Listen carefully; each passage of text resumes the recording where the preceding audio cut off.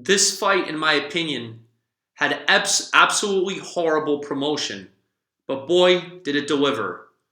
I'm a pretty avid mixed martial arts and boxing fan and better, and the fact that I didn't even hear about this fight till after it happened surprised me. Especially, around Thanksgiving, I did have a ultra marathon that I had on Saturday. But other than that, I didn't do too much. So it would have been awesome to watch it on Saturday night if I had heard about it. But watching the fight after the fact, wow, incredible. I mean, Teofimo was clearly an incredible fighter. The way that he beat Lomachenko, again, arguably that fight could have been, a draw. It seems like most people had it scored as a draw. With Teofimo winning the 12th round, basically drawing the fight. But clearly, a lot of times the judging, unfortunately, in boxing can be very corrupt. Some people say inept, but I think it's more so a problem of corruption. The great Teddy Atlas talks about that.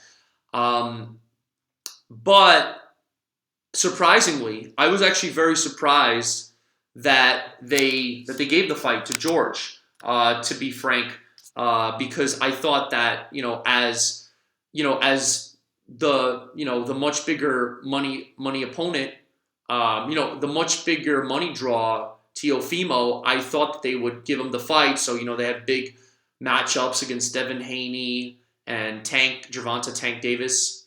But George Kambosos, George Kambosos Jr. What a legendary effort. I mean, clearly you could see based on the punishment that he was able to absorb and keep going, the guy was in tremendous shape, and he literally channeled his inner Spartan. Many of you know they did say that in the broadcast that his father, his grandparents came from Sparta, but he does compete for Australia. He grew up in Australia, but he clearly showed insane determination. The way if you actually it's funny. I watched the fight, the conference, the pre-fight conference after I saw the fight, and you could really tell that George came for business. He was guy was clearly dressed very sharply, and but he was talking about, he was saying all the right things, and he was saying it earnestly. He was clearly prepared, clearly in shape, and just very, very incredible. I actually thought that Teofimo physically looked much bigger than George. Maybe I was just seeing, but it feels like his upper body, his lower body, just seemed like it had more muscle on it. And the power disparity was clearly evident. But this guy George, he said it.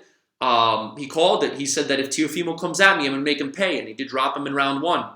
But you could see that Teofimo had the bigger moments in the fight, but George kept racking up points, and it just showed the will to win. This was the biggest moment of his life. I saw during the broadcast they said that Teofimo was a 13-1 favorite.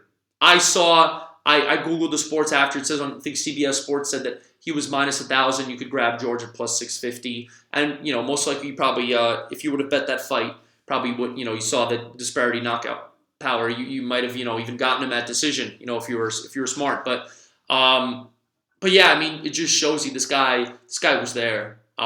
He was there to win, and he just did an incredible job.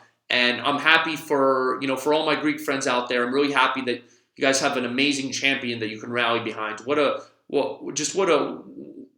great man. The way he was talking about in the fight conference, how he, despite the birth, I think, of his daughter and the death of his grandfather, he was still training. That just shows dedication, and he knew that, hey, this is his moment. He fought his whole life, all those training. I think he had 100 amateur fights or something like that. He won 85 out of 100 amateur fights. All those amateur fights, all those professional fights. And again, I had never even heard of this man. The thing is, unfortunately, boxing, you have all these undefeated fighters because of the fact that a lot of them, unfortunately, have padded records because they're fighting,